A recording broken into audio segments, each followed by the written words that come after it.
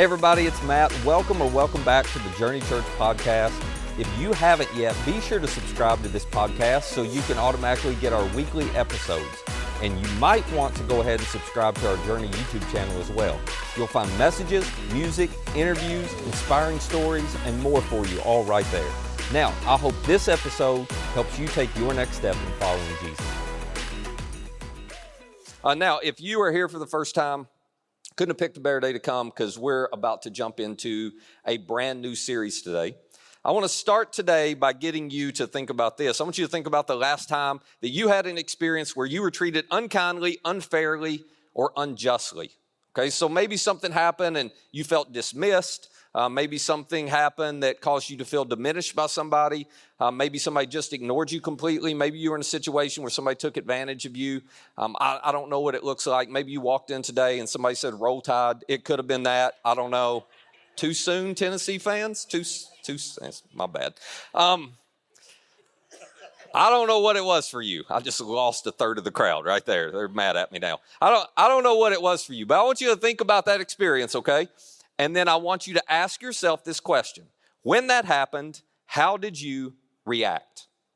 How'd you react? Did you get defensive? Did you get angry? Did you strike back? Did you, like, I'll trade insults with insults? Like, whenever that happened and you felt that emotion inside of you, how'd you react to that experience? It's really important for you to pay attention and for me to pay attention to our reactions, because our reactions tell us something really, really valuable about ourselves. Our reactions tell us a very important story. Now, we all grew up being told by mom that actions speak louder than words, and mom was right. This is true. The thing is, actions only tell part of a story. They don't tell the whole story. And here's all I mean by that. All of us know how to monitor our actions really well. As a matter of fact, you are doing it today. Every time you show up here on Sunday and you walk into quote unquote church, you monitor your actions and you behave a certain way because you want the people around you in this building to see you behaving in a certain way. But my question is, do you always behave as well in other places in your life as you do in church? Oh, y'all are trying. No, you do not. I've seen some of you at sporting events. You do not.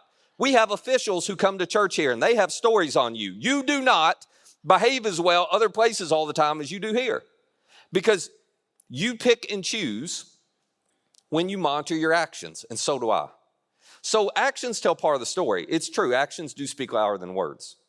But I'm here to suggest that reactions speak louder than both words or actions, because your reaction to something tells the whole story. Your reaction to something reveals what is going on in here. It reveals what's going on in your heart. Your reactions, if you pay attention to them, let me tell you what's going to show you. It's going to show you how emotionally healthy you are. Your reactions will show you how spiritually mature you are. Your reactions will show you what kind of Jesus follower you are if you claim to be a Jesus follower. So, for the next 3 weeks, as we go through this series, Reactions Speak Louder Than Words, this is going to be one of those series that's going to be really easy to point the finger and think, man, I hope they're hearing this. I hope they're listening. I wish they were here. It's going to be easy to do that. I don't want you to do that. What each of us need to do is look in the mirror and pay really careful attention, be very honest with ourselves about the reactions that we are having. Because our reactions tell us something very, very valuable and important about ourselves. Our reactions tell us the whole story. And whether it's a story we're excited to see or a story that we don't want to hear, we need to own it and acknowledge it and figure out what to do about it so that we can be healthier on the inside. Because while you can monitor actions, you cannot monitor your reactions. So what we're going to do over the next 3 weeks is we're going to try to learn something together that's really difficult. We're going to learn something that Jesus mastered. He taught it and he modeled it. It's what I call the art of the underreaction. Now, For those of you who aren't Jesus followers, you don't consider yourself religious or church people, what we're going to talk about the next 3 weeks is going to be helpful for you. But I just want to say up front, I think it's optional for you. And all I mean by that is I would never look at you and insist that you follow what Jesus had to say, because you don't follow Jesus, okay? So you can figure out what you want to do with this. But for those of us who are Jesus followers, I think we have an obligation, a mandate, to try to master the art of underreaction the way Jesus did it. But it is not easy. Jesus, we all know what an overreaction is, okay? We all understand that. We've seen those plenty of times. Jesus had a way of going as far in the other direction as some of us go in an overreaction. He underreacted as strongly as some of us overreact in different situations. And he constantly was looking at his followers and either getting on them when they overreacted or encouraging them to underreact, because he knew every time those of us who claim to follow Jesus, every time we overreact, we miss a really, really unique opportunity. A unique opportunity to bring good out of a situation and a circumstance where maybe nobody else sees good. So what I want to do today is I want to start by introducing some of the teachings Jesus had where he instructed all of us to underreact. I mean, he talked about different situations, and he would say, in this situation, underreact. And then when this happens to you, underreact. And when this happens to you, here's how you underreact. And I need to give you 2 warnings before we read this, all right? First of all, these teachings from Jesus are really easy to misunderstand and misapply. Now, I know how when you're listening to me, sometimes your mind drifts other places. So I'm trying to get all of you back to hear this, or I'm going to get an email this week because you've misunderstood something I said later when you tune back in, all right? So if you're with me, I want you to hear this is really easy to misunderstand and misapply, all right? So you gotta listen carefully to the way I explain this and what I'm going to say, because this has been misapplied in a lot of different situations in a lot of different churches. I don't want you to do that. This is the instructions Jesus are giving. Do not apply in any way to dangerous situations. We'll talk more about that in a minute. The second warning I need to give you is this, that these teachings, and this may be the temptation for a lot of us, they're really easy to ignore and dismiss. When I read this, you're going to be like me, I would imagine. You're going to read that and think, well, yeah, that's great in theory, but in reality, but if I did that, I would never win at life. But if I did that, people would run over me. But if I did that, like, because this just isn't the way the world works. This isn't the way people react and respond. So it's going to be really easy to ignore it and to dismiss it. I just want to remind you before we read them that the guy who taught these and the guy who modeled these, well, he made a greater impact on the world than all of us combined ever will. So as easy as it is to say, well, you can't live life that way and actually get anything done in life or have good relationships or whatever, the reality is Jesus modeled the exact opposite for us. And as shocking as these may sound to us, imagine that you were a first century Jew sitting on a hillside the day Jesus taught this. You're under Roman rule, and he's looking at you, and he's saying this. He's saying things like, and you've heard this, Jesus said to him, you have heard that it was said, eye for eye and tooth for tooth. To which we all go, well, yeah, that's common sense. You know, somebody does something to you, you're just not going to let them get away with it. You're going to try to even the score somehow. And matter of fact, we still to this day, do we not sometimes cheer for people who find a way to even the score? We cheer for people. You watch TV shows where you are rooting for the character who has been mistreated, and when they get revenge, you're like, there it is, right? That's a whole thing in the plot line you've been waiting on. It just seems like common sense to us. But Jesus says, wait a minute. If you are following me, I'm looking for a different reaction. He says, but I tell you, do not resist an evil person. Now, he is not referring to a situation where you need self-protection. Okay, so he's not referring to you're in a situation with a dangerous person and they're going to physically harm you or emotionally harm you in some way and you just got to let them do it. That's not what he's saying. He is actually referring to retaliation.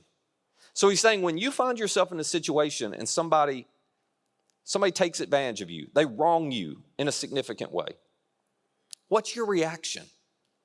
I don't want your reaction to be retaliation. I want you to underreact. I don't want you to avoid what's natural, which is trying to get back. And he starts giving us examples of what this looks like. He gets Way too practical. He goes on to say this. If anyone slaps you on the right cheek, turn to them the other cheek also. Now again, this is not about physical harm and self-defense. If you were in the first century in Jewish culture, you would have understood exactly what I was referring to. So basically in the first century culture, if you wanted to insult somebody, the way you did it was, most people were right-handed, right? So they would take their right hand, they would open their hand up, and they would just pop somebody on the right cheek, and that was a way of diminishing them. That was a way of insulting them. That was a way of saying, I'm better than you, and you're not worth that. This is what Jesus is referring to.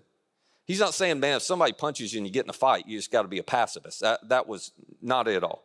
He's saying, how do you react when somebody insults you? How do you think most people in the first century reacted? Somebody walked up to you and slapped you on the cheek, you would turn around and slap them back. You were going to return an insult for insult. And Jesus is asking, all right, well, what would it look like for you to underreact to that? What would it look like when somebody insulted you? For you to refuse to return that insult with insult. For you to instead just let it go. To which we all go, well, that gives them a chance to insult us more. And that's his point. What if you could master the art of underreaction when you were insulted? He goes on and gives another example. He says, if anyone forces you to go 1 mile, go with them 2 miles. Okay, so back in the first century, in Jewish culture, they had what was called compulsory public service. Here's basically what it meant. If there was someone who had more power than you, was in a leadership position in the community, a Roman soldier, okay, the Romans may have even introduced this. If there was somebody who was seen as more powerful than you, and they saw you in public, and they walked up to you and said, I want you to carry all my stuff.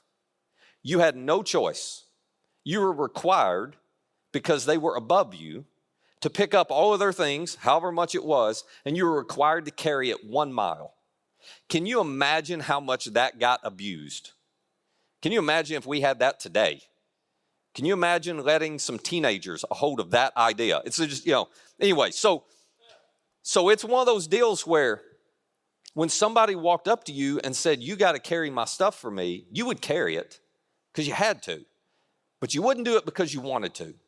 And so what they were known to do, it makes sense. They would measure their steps. And the minute they hit 1 mile, they dropped that stuff and they gave a look of disgust and they would walk away. This was normal. And here Jesus is.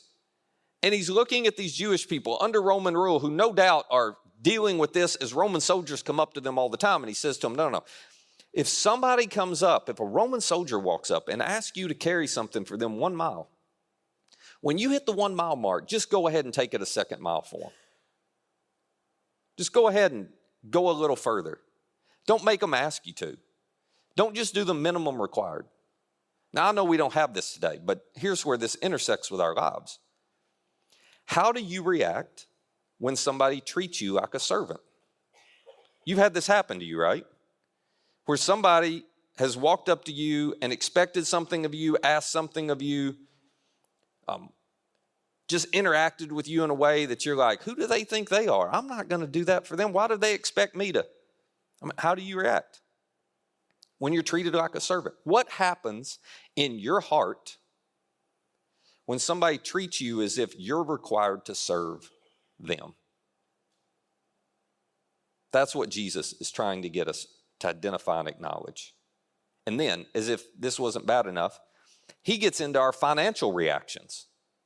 He says, here's what else I want you to do. I want you to give to the one who asks you and do not turn away from the one who wants to borrow from you. Now, again, you need a little cultural context here. So, the rich and the poor in the first century in the Jewish world, they would often interact. They were living near each other. They were interacting at the temple. They were around each other all the time. And so when somebody who was poor was asking someone who had more than enough to give them something, this wasn't a cheap handout. This is not what Jesus is referring to. This wasn't somebody who was too lazy to go to work. In most cases, whenever somebody was asking, it was because there was a legitimate survival need, okay? These were people who didn't have enough food, clothing, or shelter. And so they were looking at somebody who had more than enough, and they were either saying, would you be willing to be generous and to help meet a need I have? Or In some cases, they were saying, hey, would you just give me a loan so I can provide food, clothing, and shelter for my family? Now, what made that tricky, if you loan the money to them, is there was another Jewish custom called the year of Jubilee. Every 7 years, all debts got forgiven. So imagine that it's year 6.5, and I come up to you and I'm like, would you just please loan me some money because I can't provide food, clothing, and shelter for my family? And at that point, what are you thinking? You're thinking, you don't have enough time to pay it back, which means I'm just going to lose the money. My generosity would be way too much of a risk. And that is exactly what Jesus was getting at. He was looking at them, he was looking at us, and he's saying, when you see a legitimate need, how do you react? Now, this one hits close to home because we've just been doing this, right? And last night as I was going over this one more time, it dawned on me, well, here we are. We've just been going through our offering, and we've been talking about all the, we give every penny away. We've been talking about how we're going to help these nonprofits, and they're going to help people with food, clothing, shelter. I mean, it's exactly the exact same thing. And so you just ask yourself a question. How did you react when you heard about the opportunity for all of us to participate in something that was going to help that many people? How'd you react? You should be honest with yourself about that. Were you excited about it? Oh my gosh, I just love the fact we got these opportunities to impact, tens of thousands of lives. Or were you like, I'll tell you what, when does this get over? I'll come back when that series is done, Or when is he ever going to stop talking about money? I wasn't actually talking about money. I was talking about vision and the impact we can make. But that's a whole nother conversation. What was going on inside of you? And I'm not being critical. I'm saying you owe it to yourself to pay attention to what your actual reaction was in your heart, because it tells the whole story. It might clue you into something that you didn't even realize was there, you had justified, excused away, that's hurting your relationships with the people closest to you and might be diminishing your relationship with God, and you didn't even know it was there. And if this isn't hard enough for all of us, me included, then Jesus looks at them and he says this, you have heard that it was said, love your neighbor and hate your enemy, to which they were all like, yeah. Once again, we're back to common sense. You're not going to flip this one, are you? And he says, oh yeah, I'm going to flip this one. He says, but I tell you, I want you to love your enemies and I want you to pray for those who persecute you. To which if we were honest, we would say, I can't even remember to pray for the people I like. So I don't know that I'm going to pray for the people who are out to get me. I certainly don't know how I'm going to love my enemies. And Jesus is going, no. This is what it takes. I am asking you, if you follow me, and if you don't, you may be lucky today because you're off the hook. But for those of us who follow him, this is Jesus saying, you have to master the art of the under-reaction. I want you to under-react. When somebody comes after you, when somebody wants harm for you, when somebody, if they had the opportunity, they would do something that would hurt you.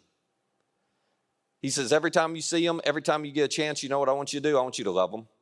I want you to kill them with kindness. I want you to pray that good things happen to them. Why in the world would we ever do that, Jesus? He says, well, actually, it's pretty simple. He says, I want you to do this so that you may be children of your Father in heaven. Now, he's not saying if you do this, you got a relationship with God. If you don't, you don't. Here's what he's saying. He's saying your reactions actually reveal who you are. Your reactions either look like your heavenly Father's or they don't. And you can say all you want to say about how much you love God. And I can show up here every week and I can say all I want to say about how much I love God. And you can, stand and sing songs and you can sit in rows and listen to me speak. We can do all of that. But the people who are not following Jesus that we interact with every day, they're actually not paying attention to our words. And they're not even entirely giving credibility to our actions. The trump card is our reactions.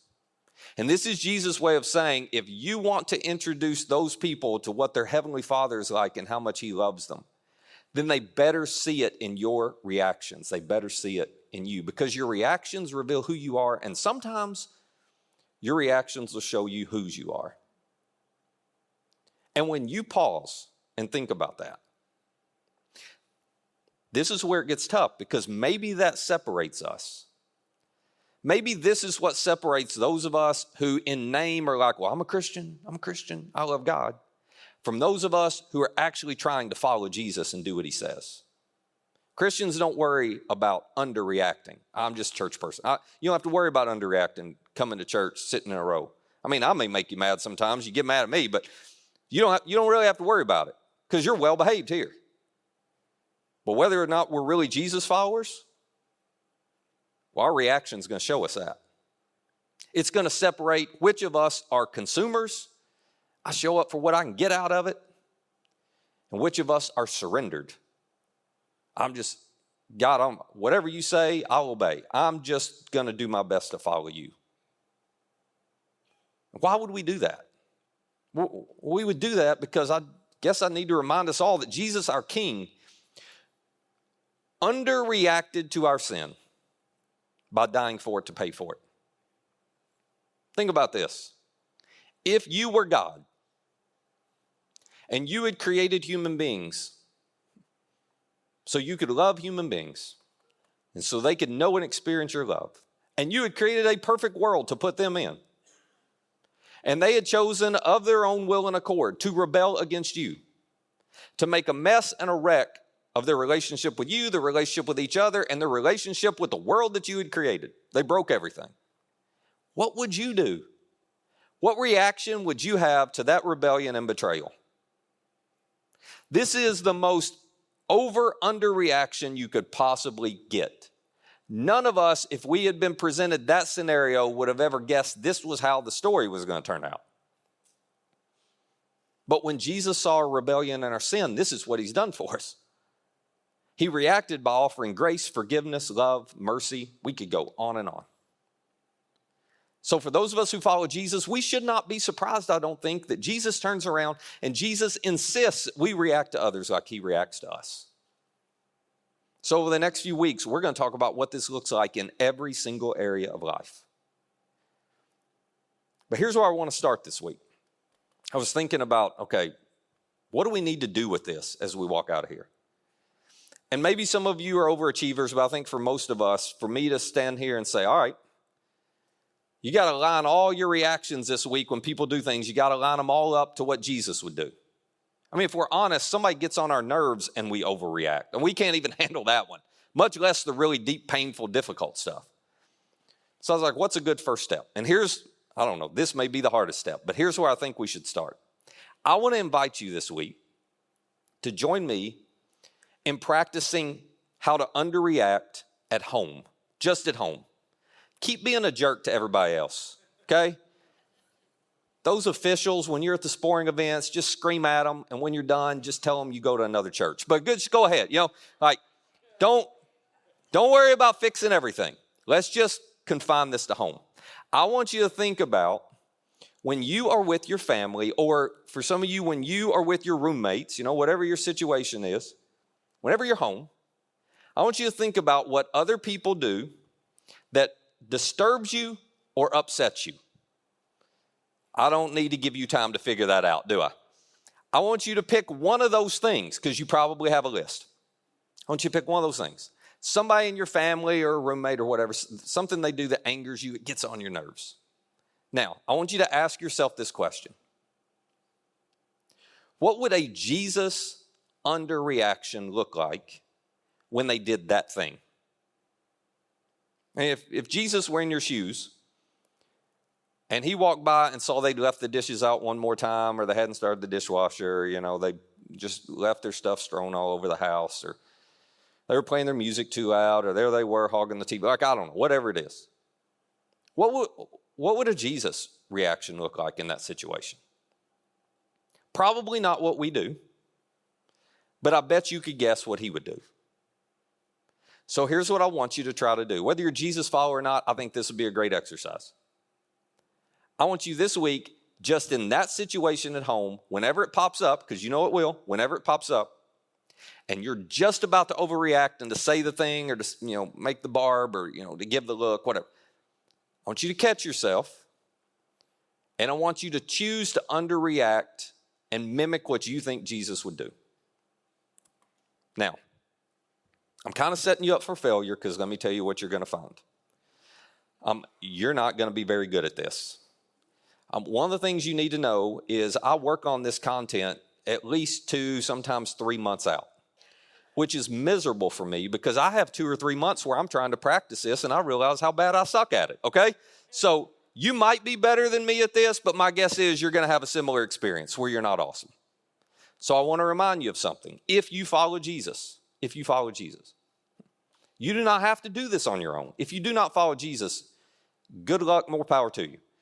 But for those of us who follow Jesus, he promised that when we began following him, he put his Spirit inside of us, which means we have access to the same power Jesus had. So maybe what we need to do is wake up every morning this week and say, okay, if this happens today, Jesus, would your Spirit please give me the power and the ability to react your way instead of my way, to underreact instead of overreact. And then just see what happens. Now, here's why I want you to try this. One, you're going to realize and discover you can be way more dependent on God than you thought you could, and he'll show up and make a difference. But the other thing you're going to discover, if you are able to begin to react like Jesus would in those situations, you're going to realize that your opportunity for the greatest good, for the greatest impact, may actually be in those moments where people treat you unfairly, unjustly, or unkindly. Your opportunity for your greatest impact may be in those moments when people are doing something that gets on your nerves. Because according to Jesus, when you are able to underreact, when you're able to return good for evil, or you're able to return patience instead of frustration, and you're able to respond with love instead of disdain, you are going to discover that the impact that has on you, on your heart, on what's going on inside of you, on your emotional health, your spiritual maturity, and the impact it has on the people around you that you love, on the relationships that you actually care about, well, it just might solve some of the problems you've been having. It just might help you learn to love people the way you actually want to love them and to be the person you actually want to be. Jesus was a master of the art of underreaction. And aren't we all glad he was? Aren't we all glad he still is? And if we're going to claim to follow Jesus, maybe we should let him teach us how to do it too. Let me pray for us. Father, this is so difficult to do on our own. So would you give us the wisdom and the awareness to recognize when we're about to overreact this week? Would your Spirit just, tap on our hearts, catch our attention, and remind us, oh, wait a minute, there's an alternative here. And then would you give us the power to underreact the way you would underreact and the way you have underreacted to us? To react in a way that demonstrates your love and your grace and your mercy. And in the process, help us to be aware of the stuff rattling around in our hearts that maybe is more harmful than we realize. We've just been justifying it. And we want to surrender that and give you freedom to begin to clean that out, so we can be the people and love people the way we've always wanted to be. It's in your name we pray. Amen. Hey, if you'd like more content like this, subscribe to our YouTube channel and download our Journey app to access all of our recent message content. And our app is the easiest way to share this content with a friend. For more information on our church or to find our app or our YouTube channel, just visit journeycalway.com.